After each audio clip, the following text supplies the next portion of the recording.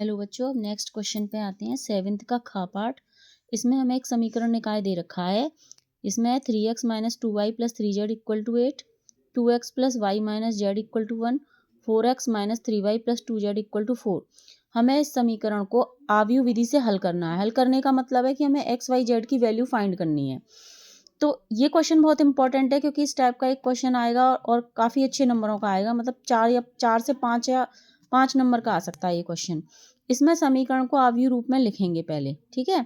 आव्यूह रूप में लिखने के लिए पहले कोफिशिएंट का मैट्रिक्स बनाएंगे। 3 माइनस 2 3, 3 माइनस 2 3, 2 1 माइनस 1। इसमें कोफिशिएंट लेते समय ध्यान रखना है, हमको उसको चिन्ह के साथ लेना है। जैसे x के साथ 4 है तो 4, y के साथ -3 है तो -3, z के साथ 2 है तो 2, ठीक है। जिसके साथ कुछ नहीं है मतलब 1 है।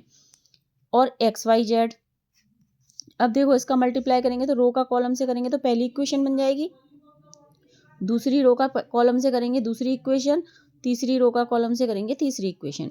और इक्वल में ये इक्वल वाली टर्म भी हमारे कॉलम मैट्रिक्स के फॉर्म में आ जाएंगी 8 1 4, ठीक है। अब हम इस मैट्रिक्स को मान लेंगे A, ये x हो गई और ये हो गया B। अब हमें x की वैल्यू निकालनी है तो हम क्या करेंगे, A इनवर्स का दोनों साइड मल्टीप्लाई कर देंगे। तो A inverse A x equal to A inverse B। तो A इनवर्स का A के साथ करेंगे तो ये I हो जाएगा, और I का जब x से मल्टीप्लाई करेंगे तो वो x हो जाएगा, और इधर आ जाएगा A इनवर्स B।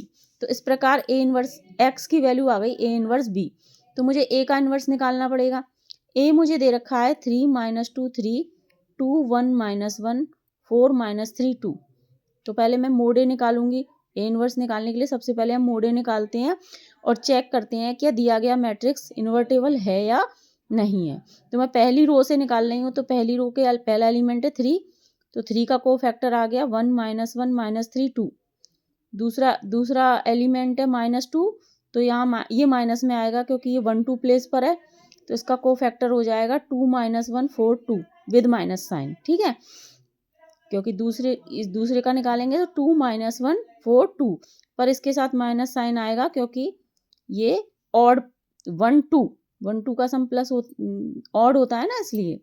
अब थर्ड वाले का निकालेंगे, तीसरे का, पहली रो के थर्ड एलिमेंट का, तो ये आएगा 2 1 4 माइनस 3, ठीक है। अब इस तरीके से हम मोडे को सॉल्व करेंगे तो मोडे हमारे पास आ जाएगा 3 2 माइनस 3 प्लस 2 4 प्लस 4 प्लस 3 -6 -4, तो ये सॉल्व होके आ गया -17, ठीक है। अब हम इनके एक एक करके एक एक एलिमेंट का कोफैक्टर निकालेंगे। पहले इसका निकालेंगे 3 का, तो ये आ गया हमारा 1 माइनस 1 माइनस 3 2।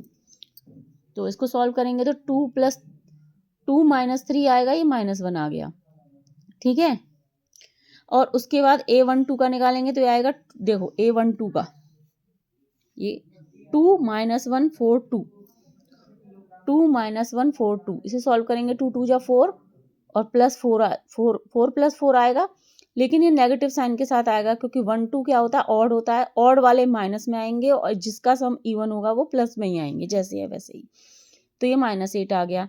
इसी तरह हम A13 निकालेंगे तो ये हो गया 2 1 4 माइनस 3, 2 1 4 माइनस 3, तो ये हो गया 4 प्लस 6, सॉरी -6। पहले इधर से पहले एलिमेंट से शुरुआत करते हैं, -6 -4, तो ये आ गया -10।